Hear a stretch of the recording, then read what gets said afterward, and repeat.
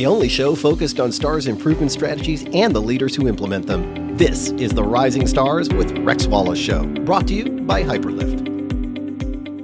Hey everybody, welcome to the Rising Stars with Rex Wallace Show. I'm definitely not Rex Wallace. I am Stefan Lubinski, and I have the great pleasure of producing these episodes. And today I am going to be in front of the mic, and the guests are going to be the hosts, Rex and Mick. Hey guys. Stefan. Hello, Stefan. This is a great switch. I'm glad the world's finally getting to meet Stefan. Hello, we world. talk about you a lot.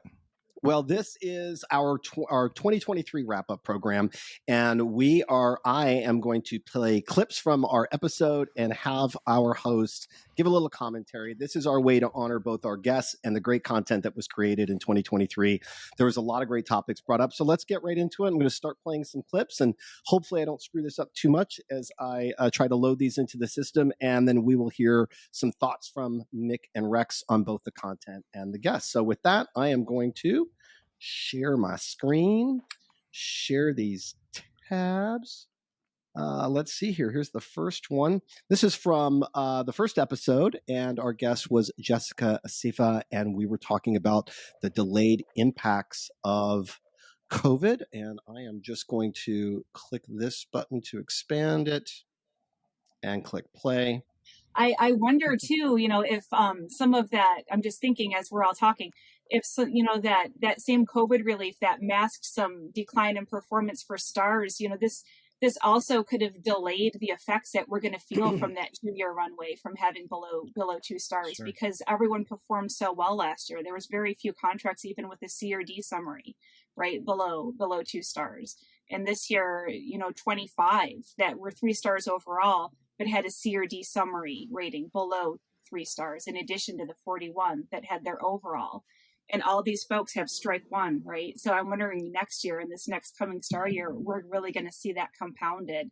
So did we? Was there any kind of data that you've looked at since this was recorded now, almost a year ago? Thoughts on what Jessica shared about the delayed impacts of COVID? Mick, you're the analytics guru. Why don't you take this one? Well, I mean, we were anticipating all kinds of changes, and I think, I can't help but think about Tukey coming into this and kind of masking any other raw impact, because Tukey coming in, changing the game completely, really making it. You look at, let's say, the Stars 2024 numbers that came out, the impacts that you have if you were a low performing plan. You see a lot of opportunity actually shot up more than I think a lot of us expected. But the higher performing plans, impacted primarily by the high weight operations measures, and those cut points changing at the top had a much more significant downward effect, I think, than we all thought. So if you were, really 3.5 or higher, I think you saw a lot of decreases. If you were below 3.5, you saw, I think, more increases in actual star results than we were anticipating. Yeah, COVID was a piece of it, but there was, those weight changes were in my mind as big a part of the new distribution that we saw as the COVID delayed effect. So, it's hard to separate them, but yeah, there was a lot more separation than in distribution than what we've seen before, for sure. All right. Awesome. We nailed it. Our next clip from the next episode, our guest was Catherine Iskrent and Brent Zenobia. And we were talking about one of the most concerning measures. I'm going to try to play the whole clip here, but if you think that we should stop it when the point has been made, you guys just let me know. One of the most concerning measures for Medicare plans on the stars is the fact that in MY 2024, colorectal cancer screening will transition to ECDS reporting with no hybrid option. So Brent's been doing a terrific job guiding us through the understanding that when you get bulk EHR data from your network, it's importing the structured data fields from the EHR and not the data in the unstructured field. So for that unstructured data, NLP as an approach would work, or the provider portal where the providers upload the records and maybe Abstract would work. But let's get specific about COLE, which will be due in MY 2024. So we have a lot of data for COLE in unstructured fields. The reason for that is COLE colonoscopies can go back 10 years. So, of course, if we look at the industry 10 years ago, there was much less in standard fields within EHRs. Also, the COLE exclusions, colorectal cancer and total colectomy, can go back even further than 10 years because they do span the member's life. So most EMRs are not going to have all the colonoscopies, all the colorectal cancer histories, or all the total colectomies that you're looking for in structured fields. So you're going to need to rely on NLP or nurses reviewing charts or having providers incented to provide this data and potentially the chart through upload to your provider portal. Thoughts on that, or do you want me to play in Brent? Yeah, play quick, Brent. You know, there's another aspect of that to add to what Catherine is saying, which is what I call death by data asphyxiation, which is that when you turn this digital spigot on, you're going to get some very large, very bloated files, and you may only be looking for a piece of that. So also think about what is your strategy going to be for winnowing through these enormous haystacks of data in order to find the one needle that you're looking for. Guys? Well, from my standpoint, we start looking at, the STARS math and the operations and the math path. And I will tell you, looking at this, some of the changes that are coming, this is why I have such a fantastic partnership with RWC, because they start getting into this level of detail that is really helpful. And it's probably one level different than we really dive into. In specific to this episode with Brent and Catherine, it carries two distinctions, right? One, it is the most in the weeds episode we've ever had. Like, you can watch some of our episodes with some of our guests, and the topics are, if you're not a deep stars expert, you'll still like understand what's going on. These two are so brilliant and so able to get so deep that it was really in the weeds. So that's one distinction. Number two, it's our most watched episode ever, I think, right? So it was meaningful, and it helped a lot of plans because Catherine and Brent were both so able to explain in such detail, the changes to the digital HEDIS measures, etc. So super helpful, and yeah, needs to be a big part of your strategy going forward, obviously. So it sounds like, even though for the layperson, where that got really in the weeds, and I may have fallen asleep really briefly, if you're in the business, the devil's in those details, and that's really the whole point, right? So a lot of great detail there, and those guys brought a lot of expertise. Okay, our next one is from episode 4, and we had Anna Marie Rakes and Kim Barris with us, and we talked about going out on top. Well, it's been, as you had mentioned, Rex, it's been a long time coming. As you said, we were doing all of the right things.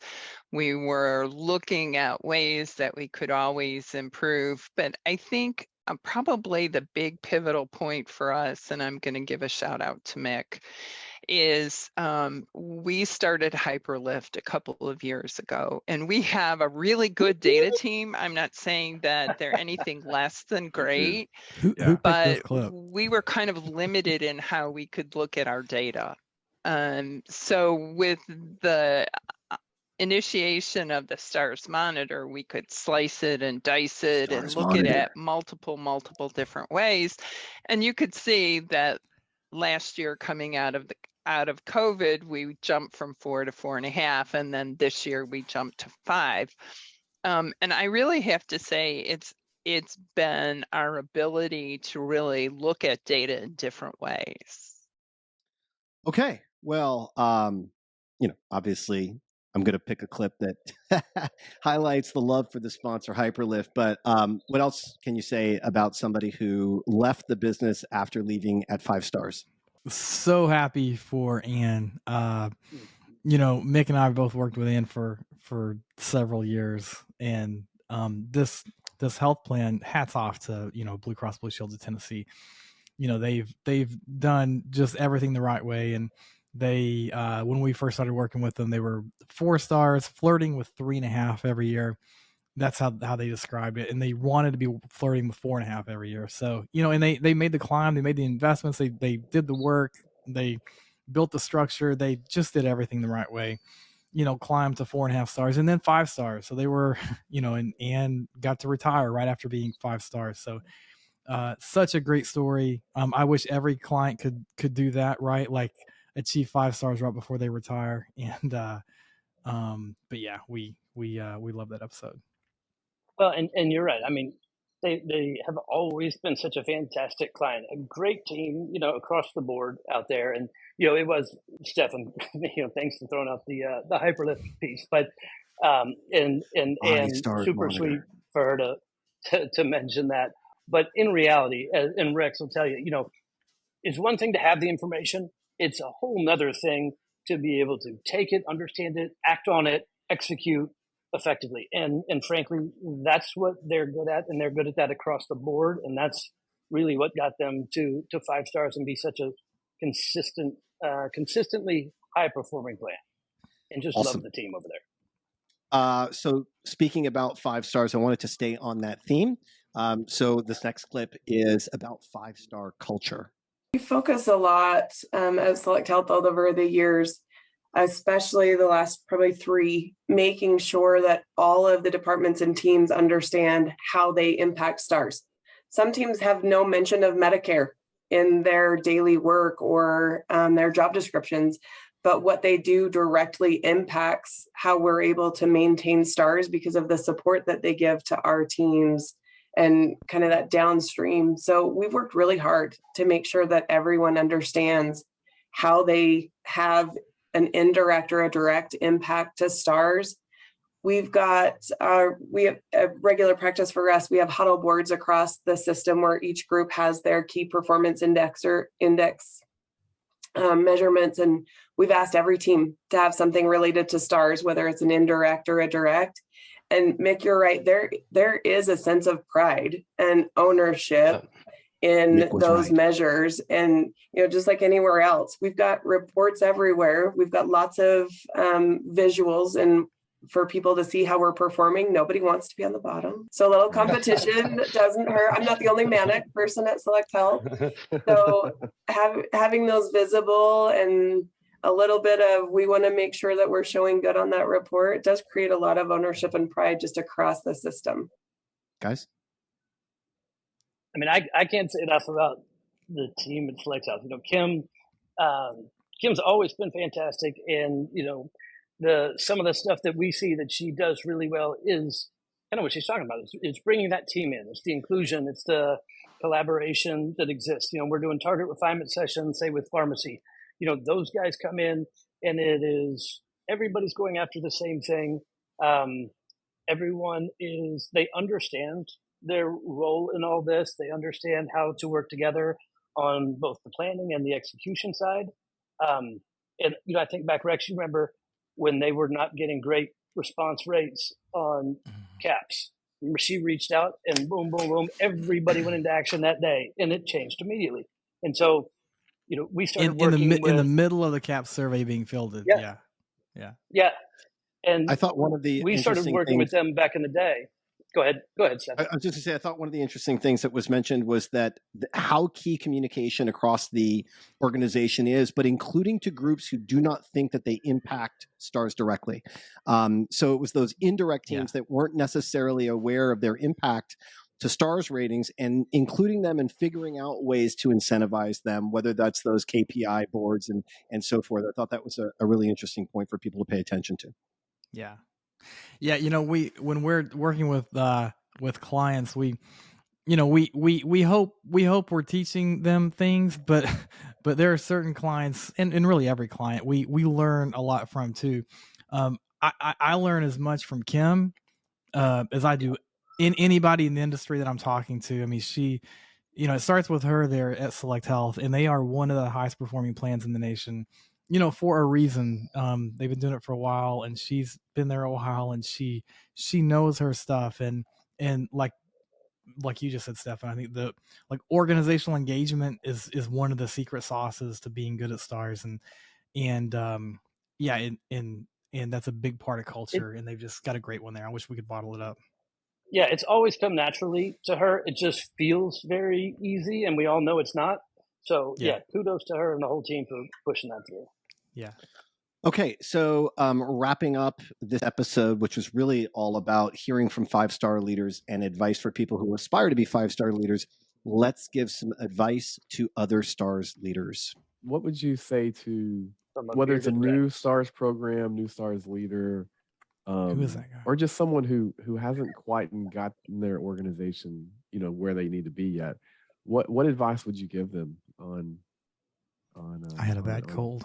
becoming higher performing? But you pushed through. Kim did how too. to lead that charge? I think for us, that senior leadership, I think, is first.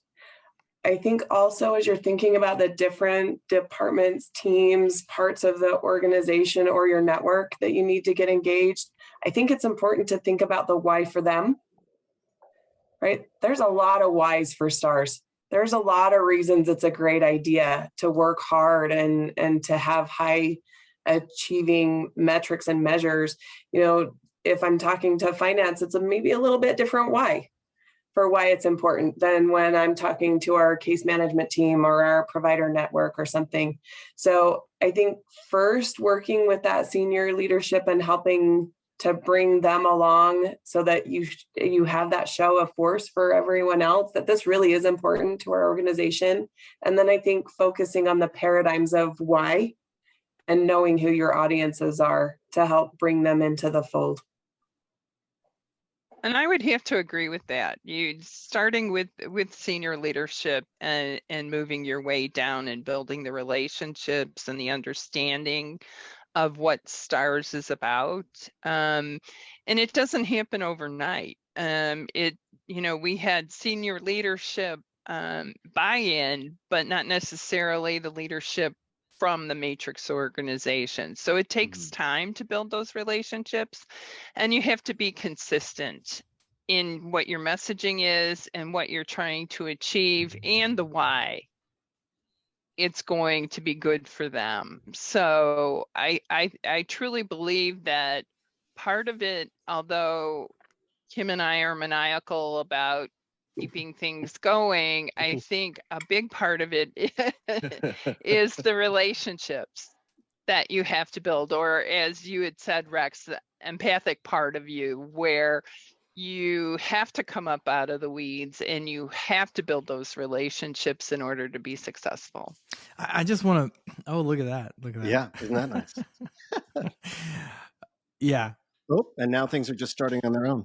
Let me get back. Go ahead and say your comment while I tee up the next clip. Yeah, no, I just kind of want to watch that whole episode, right? Like I need to, go back and that's what I was it. thinking, Rex. Like, I'm so glad that we did that episode. Like, those two people, what they were able to create. Like, it's truly a joy to work with people like that. Like you were saying before, Rex, you learn stuff, and so much of the things that you guys always talk about, Rex, around, the organization, the steering committees, the leadership teams, the measured champions, how you structure it. Like, both of them are perfect examples of really effective execution of kind of bringing the organization together to go after something together and in line. Yeah. There's so much, in stars, right? It's a matrix program. There's so much out of your control, and so much of it's dependent upon how you influence people. And that starts with influencing your own executives, right? And these two people are such good examples of how you do that effectively. And you show me a stars leader who can communicate really well and manage expectations with their executives and get their buy-in, and I'll show you probably a 4.5 or 5-star plan, right? Because that can overcome a lot of challenges within the enterprise. And frankly, that's what they need to have in place to make this sustainable. You're not just falling into this one time. That's the only way to make this plan a sustainably high performing organization. Awesome, guys. Our next clip comes from episode 5. We had Anna Hansha with us, and she is the principal at Cat 5 Strategies. And we were talking about the hold harmless provision, which was really getting a lot of attention. So let's take a look at this clip. Let's talk a little bit about hold harmless to begin with, right? So the hold harmless applies to how CMS applies the score that the health plan receives on the improvement measure. And as we know, the score can be over 3, right? 4 and 5, or it can be under 3, 1, 2, or 3. For plans where the improvement measure would help them, they use the improvement measure and they calculate star ratings with the improvement measure. In the cases where the improvement measure sometimes would have the potential to harm the plan because it has a weight of 5. And so let's say you get a 2 on the improvement measure because you didn't really improve year over year. If you get a 2 on the improvement measure, it has, you're getting 5 2s basically. And so it has the potential to bring you down. So CMS has said in the past, if you're a 4 or a 4.5 or a 5-star plan, we are not going to let that hurt you. We're not going to we'll calculate it both ways, and if it hurts you, we won't use the calculation with the improvement measure.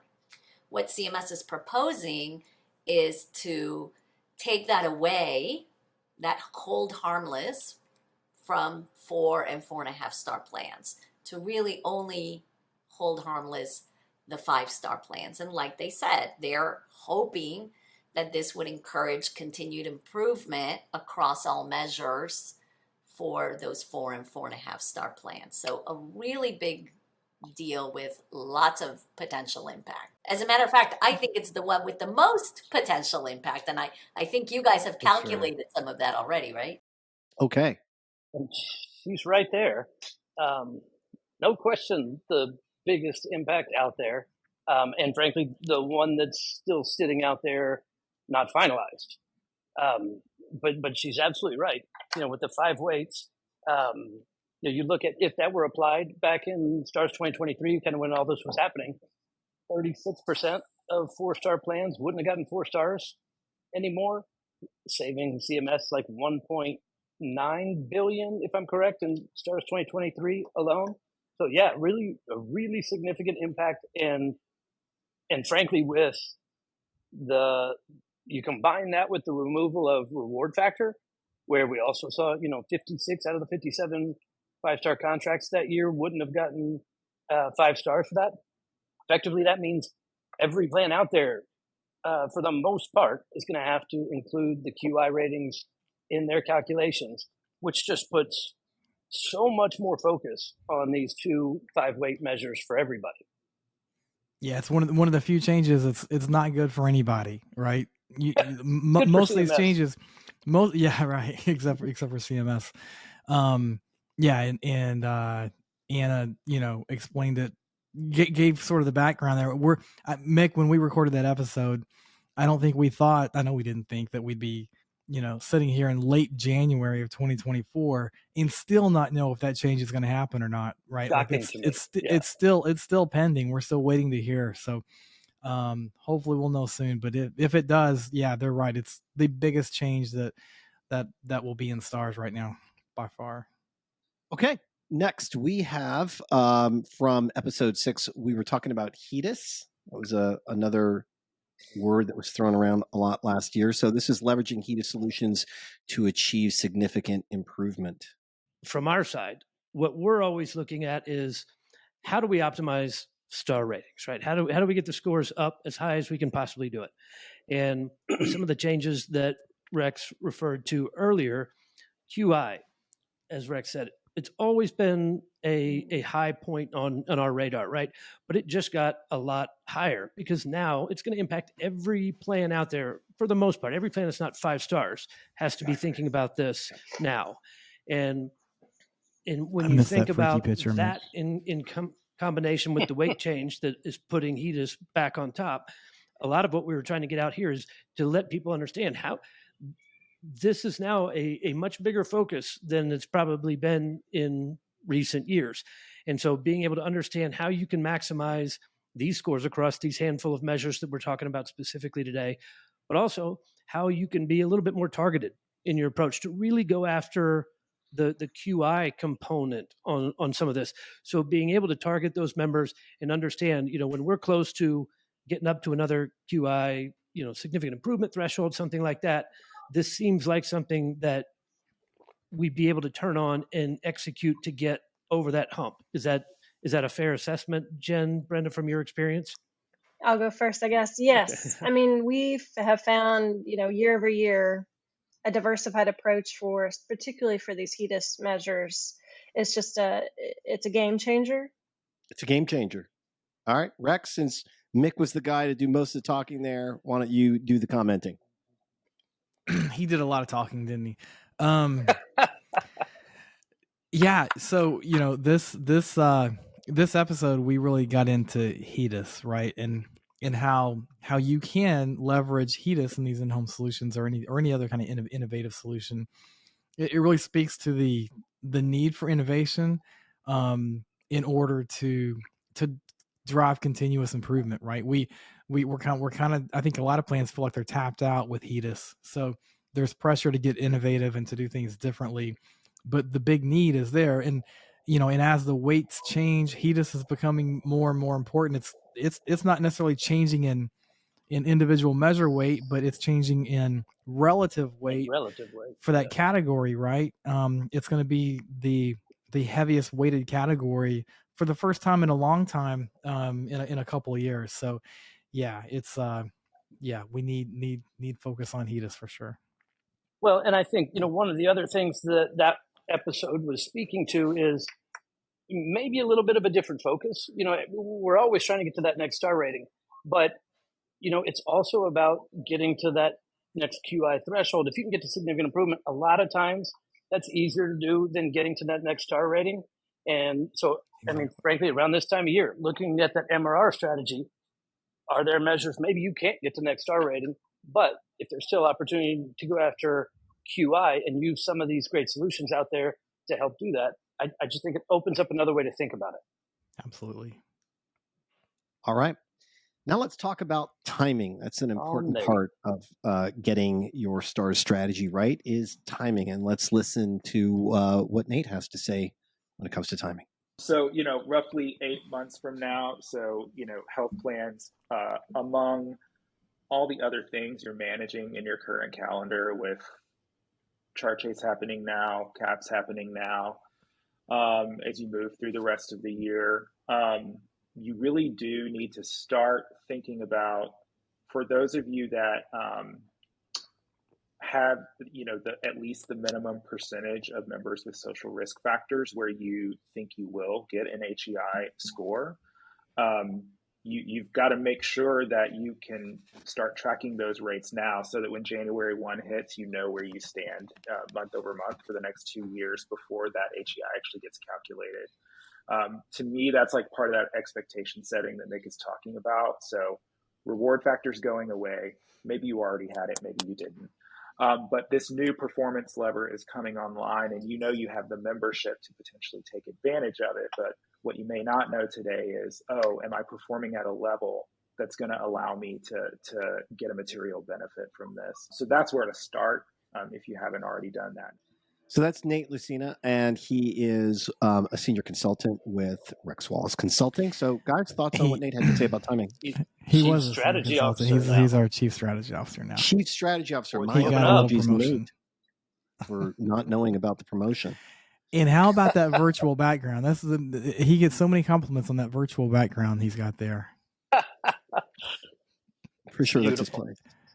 If I had $1 for every time somebody thought somebody thought that was a virtual background, I could buy Hyperlift. Yeah.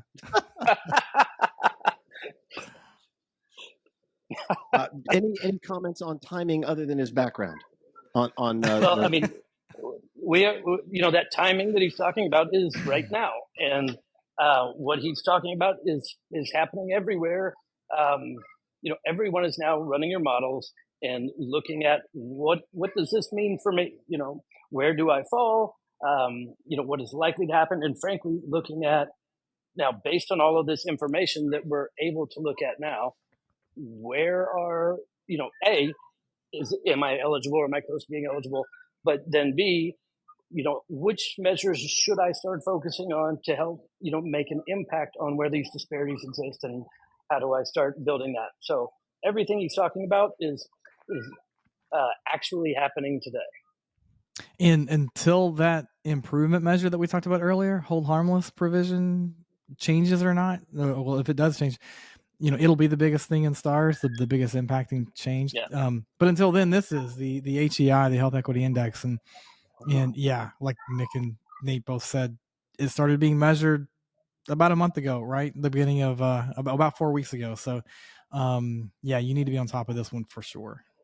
Well, and don't you think, Rex, like back in the day, okay, like when Tukey started being a thing, we're talking about it a lot and people were talking about it, but not like they're talking about HEI now, right? Like, don't you feel like this is much more of a thing now? Like, people are actually running models, and I think that you're seeing a lot more proactivity here than you ever saw around the Tukey kinds of activities.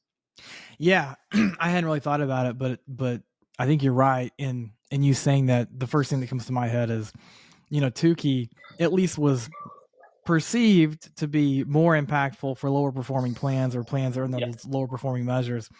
But HEI, because it's replacing the reward factor, and the reward factor is for these 4, 4.5, and 5-star plans, the higher performing plans are more worried about this one, I think, whether that's right or wrong. So yeah, I think they're giving it a lot of attention that they didn't necessarily give to Tukey, and maybe didn't feel like they needed to give to Tukey. So yeah, I agree. This one seems to be getting more airtime. Yeah, you got the higher performing plans that are worried about losing 30, 40 basis points that they're used to, and the lower performing plans who've never really been eligible necessarily for reward factor. All of a sudden, there is something that could open the door for bonus points. So absolutely, yeah, I think it's an interesting time. Awesome. Okay, so my next clip for you guys is that last one was one of the top guys with Rex Wallace Consulting, and now I am going to showcase one of Hyperlift's. Maybe he has a update in his title as well, Supreme Allied Commander of Stars Strategy. So here is Josh. How did you know? Here's Josh Rankin. To your question about MathPath, like it's a big part of what we do right now, and I do specifically, but it's going to become even more important that we do it all the time whenever new data is coming up, because we don't have that cushion anymore, right? So your math path has to be that much more precise, because maybe we could always count on 20, 30, 40 basis points of reward factor. Right. It's a cushion, right? It's just a bonus. The bonus is going away from that perspective. So now it's got to be very precise math path throughout the year, really beginning to end, if we're going to meet our goals. So Rex, you another beautiful virtual background. Another beautiful virtual background. The less detail. Yes. He was doing this episode from Gitmo.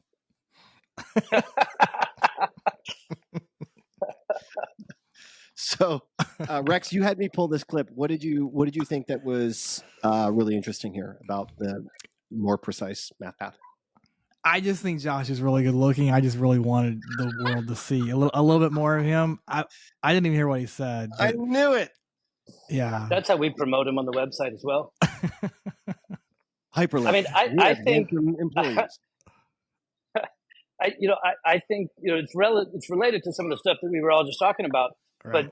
But if you're one of these plans who's used to 20, 30, 40 basis points from reward factor coming in, this going away, it's now time to start getting much more laser focused than you ever had to before.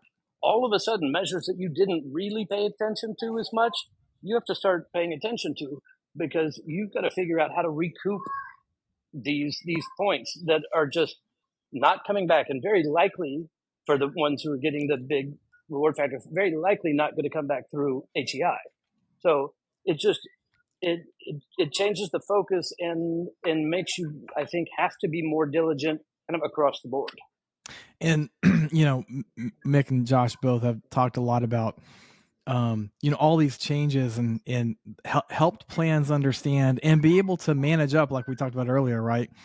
The fact that even if your performance doesn't change at all, these changes in the program and in how stars are calculated, they can have they are having a material impact on negative impact on your rates, on your score, even if your performance didn't change at all. You might not be declining in what you're doing, but your score is declining materially because of these changes. And understand, that's what Josh was kind of explaining, but with this reward factor going away. But yeah, understanding that is so important. And clearly communicating so that there is an understanding that, hey, this is simply rules changing. This is the math changing, not our performance, but it does then require action to be taken to stay on top of this. Yeah. Our next clip is how do you get organizations to execute your strategy? And our guest was Jennifer Wynn and Christina Lateral Loganamoche. Good job.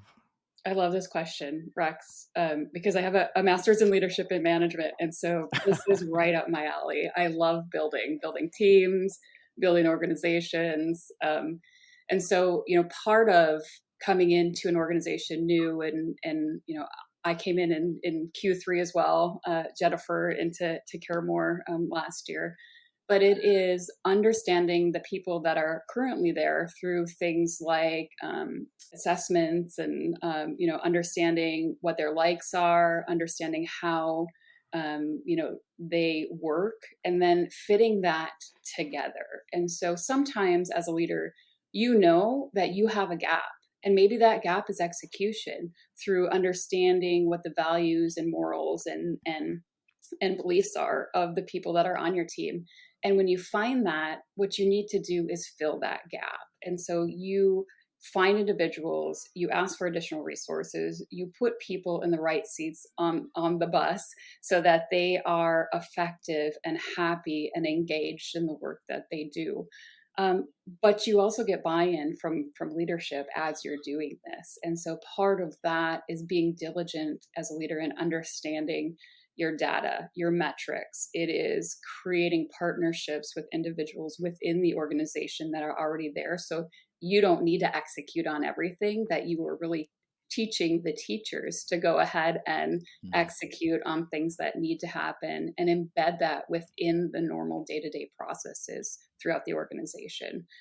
We meet on a weekly basis with each of our markets. So we're spread across the entire United States, and we meet on a weekly basis with each of our markets and talk with those executors. So the people on the front line, the clinic staff, the virtual back office, the GMs of that market, and talk to them about where they are currently at within the STAR program that we are managing, and talk through ideas if we see that we are underperforming in certain metrics, and help them to get buy-in from the senior leadership within the organization to get them the resources or process changes that they need throughout the organization. So it's really first understanding who you have, what they want to do and who they want to be when they grow up, and just fitting the right people.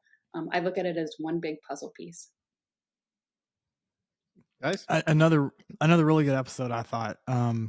We dig into execution, and both of these people are really, really good at it. And Christina gave some great examples of how to actually execute on a STAR strategy, and how to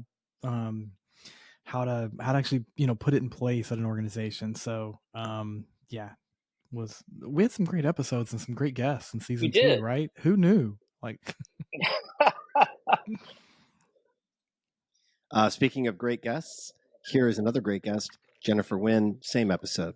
It's really how do we really align Medicare goals with all of the other lines of business and kind of the MODA goals in general, because without that alignment, without finding those synergies and things like that, we lose a little bit of traction and we get a little bit of abrasion. So I think maybe those are kind of the biggest buckets to help ensure that there's execution on strategy and not just a really nice document that we can read.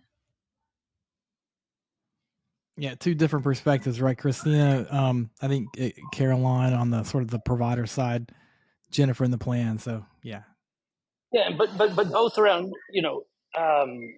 the concept of collaboration and being strategic and bringing the right parts of the organization together and charting a path that's clear, and then actually focusing on the execution side of it as opposed to just setting the plan out and then letting it sit. Actually being proactive throughout the year, moving it forward. Right. Sorry, just getting the next clip queued up here, guys. And this was a big one. This already laughing. I don't remember this. this. Is our I guest, love David this Meyer. episode. He's a lot of fun. And Tukey was mentioned a lot last year. So I'm actually going to play this full clip. Here we go. So why Tukey? Is Tukey a good statistical strategy or bad one? It's a great one. It's designed to identify things that are so far out from the measure of central tendency that they should be investigated. No, not deleted, investigated. You would assume, not deleted. Like if you were doing a clinical trial, Please and investigate. I got the chance to do some clinical trials while I was in grad school. If you have some outliers that are so far away from the rest of the study participants, something happened. Probably measure error, right? And so the point of identifying them and then looking into them is not, again, to remove them. It's to assess what happened, right? Did the sphygmometer we were using to take blood pressures, did it fail? Was it human error? Were those values always taken from a specific individual and they were poorly trained or what have you, right? So the idea here is, again, it's not to whack values out. It's to investigate what happened and to make sure that it's not measurement error. So the only reason that you would remove something using Tukey is measurement error. Thoughts on David? So glad we did this one. But that's the clip we chose. There was so much. I watched these. I remember feeling like it was going to come to blows between me and Dave. We had such fundamentally different views on this that it made it really interesting to me. It really was one of my favorite episodes because the back and forth where we both clearly passionately believed, this position. It was that it truly was one that I could have sat around and had talks with Dave all afternoon. I loved his perspectives and being able to go back and forth with him. Yeah, I love the guy, and he, most of our episodes are dealing with something really relevant and seasonal, maybe, but they're typically kind of affirming our position, right? Not intentionally, but that's typically the way it works out. Because maybe they're not questionable a lot of times, but Dave's perception of Tukey and how it's being leveraged, I needed to hear that. I don't necessarily agree with obviously everything, but that he said, but he opened my mind in a way that no other episode has, right? That just being challenged was a really great episode, I thought. Well, I'm not done. And maybe I spoke too soon. I've got one more clip. So let me play this one. And maybe I spoke too soon. Yeah, let's see. So this is our last clip for the show today. Maybe it's not even uncertainty. I think this is going to sound cocky. I know, right? But and Nick kind of said it earlier, but that's me. I believe with first thing I think about when I think about Rex. At least 99%, right? All of our clients got what they expected in the 2024 star ratings. Some of them even were pleasantly surprised, right? They actually got a higher score and a higher star than they were projecting. I know that's not the norm, and that sounds like I'm bragging, but it's really because of our collaboration with Mick and his company. But where this is all they do, right, is analytics and helping our clients and a lot of other health plans predict this stuff really accurately. And a lot of plans, and I've there's a new Modern Health right? Article that just came out, and I was Sean Creighton's, and some other people quoted in there, like Sean saying, hey, a lot of plans didn't know, they didn't expect this. I think it was Sean, but I know a lot of plans didn't, and a lot of plans, they're juggling a lot of things, and they don't have maybe the analytics prowess internally to do this, and they're not externalizing it. So I know it was a surprise to a lot of people, but it wasn't a surprise to everyone for sure. And I would also say, if I'm that STARS leader who came and lost STARS, then I mean, they should have known this was coming and the impact that it would have. However, I know they're limited by what they have internally and who they're working with, and maybe they didn't have that visibility. But I do think this uncertainty in these, you can't afford to not be good at STARS and compete, right? You can't compete if you're not good at STARS. I would definitely argue that, because you're immediately 5% revenue lower, that you can't invest in premium reductions and benefit enhancements and cost share reductions and just better programs. So if you can't afford to not be good, so you have to leave no stone unturned. So STARS, and I've said this before, and I believe it wholeheartedly, STARS is not an efficiency game, right? It's not about being efficient. It's about being effective, and you overspend. You have to overspend. That's a great line. Yeah, it's not about being efficient, it's about being effective. That may need to be RWC's new tagline. When you don't have the clear visibility into exactly what you're being measured on. We've said all along, I mean, you don't know what you're being scored against. You don't know the goalpost until you're done with the game, right? The cut points are calculated way after we're done performing. There's another one. All you can do is everything you can do. Everything Man, you can look do, at Rex. and then a little bit more. And you can't this is be the cheap perfect and do that. You can't underspend. for the last clip you're of our riding your wrap-up. death I wish. should be You taking definitely notes. won't be good if you're not invested. You're riding your death wish. This was just one Rex quote after another. Who picked this? That guy. Oh my gosh. Guys, a couple things. So you've got a hard out. Rex, you're jumping on an airplane really, really soon. So we have 3 minutes left for you guys to wrap up wrap up all of 2023. This is our second full season. We've had amazing guests, and I just want to thank everybody that's participated. It's a really big deal that these executives take time out of their ridiculously busy schedules to get on here. We often do a pre-production call and then the recording itself to be able to produce this content. So thank you so much, all of you, for all 12 episodes that have given your time and your expertise. Really appreciate it. And with that, what last words, Mick and Rex, do you have for everybody that's been watching? Yeah, I please, Rex, please. Well, I too want to thank all of our guests because they were great, and they make the show. Let's be honest. I mean, nobody's coming to watch me and Mick look pretty. They're coming to hear the conversation with these smart people that are leading the charge at an organization, actually doing this day to day the right way. So yeah, thanks to our guests, but then thanks to you too as well. This is one of the most fun things that I do throughout the year is record these episodes. So glad we got connected. Mick, so glad we're doing this together, and Stefan, we couldn't do it without you.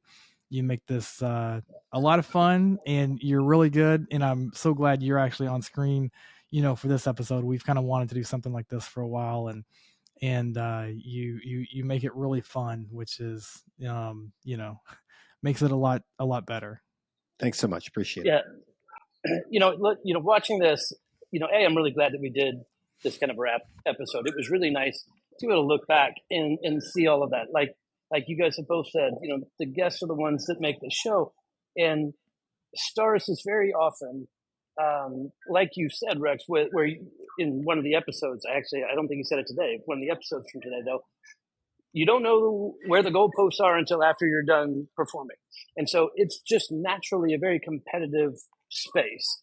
And I'm just so thankful to the guests that come on here and are open and share the tactics and tools that have helped them succeed, and do that from a kind of a selfless place. to enable everybody else to continue to improve. So great seeing all this stuff again, and I am really looking forward to getting this moving again next season. Well, that is it, ladies and gentlemen. That is a wrap for season 2 of Rising Stars with Rex Wallace. We're looking forward to season 3. We're committed to providing the best, the most important, the most salient information for Medicare stars professionals out there. We look forward to seeing you at the next events where we do Rising Stars VIP events. If you haven't been to a Rising Stars VIP event, ask your friends about it. They are the most fun. Maybe you'll get an invite in your Lots of inbox fun. soon. So with that, thank you so much. Hopefully you will continue to watch with us. We'll be sending a whole new season starting very soon. So thanks, guys. Thank you. Thanks. Thank you both.